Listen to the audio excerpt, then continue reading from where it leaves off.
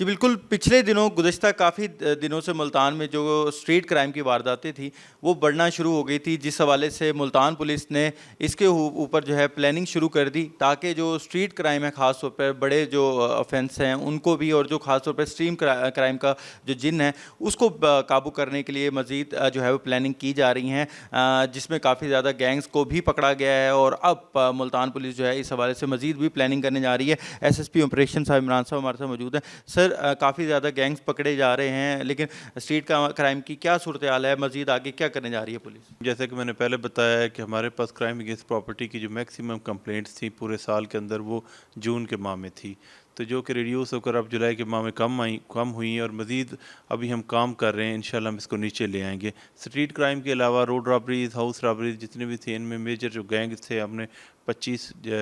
سے زیادہ گینگ پکڑے ہیں اور ان پہ کام کیا ہے، اور ایسے تمام کرمنل، ہارڈن کرمنل جو اس طرح کی کارروائیوں میں، اس طرح کے کرائم میں ملوث تھے، ان کو گرفتار کیا ہے، ان کے خلاف ریکوریز کی ہیں، شناخت پیڈ کروائی ہے اور دوبارہ جیل بھیجا ہے۔ اور انشاءاللہ ہماری سی آئی اے اور باقی تمام ٹیمیں بھی، پولیس ساری کام کر رہی ہے اس کے اوپر، اور مزید یہ اس ماہ میں مزید کم ہوگا۔ جی، ایس ایس پی آپریشن صاحب، ان کا یہی کہنا ہے کہ 25 کے قریب گینگ پکڑ لیے ہیں ملتان پولیس نے، تو امید یہ کی جا سکتی ہے کہ ملتان میں جو کرائم ہے وہ نیچے آئے گا، اور ان کا یہی کہنا تھا کہ جون میں جو ریشو تھی وہ جولائی میں کم ہوئی ہے، اور آہستہ آہستہ جو مزید بہتری ایسی آتی جائے گی، اور پولیس جو ہے وہ ان کرمنلز کے خلاف ایسے ہی ٹھوس اقدامات کرتی رہے گی۔ جی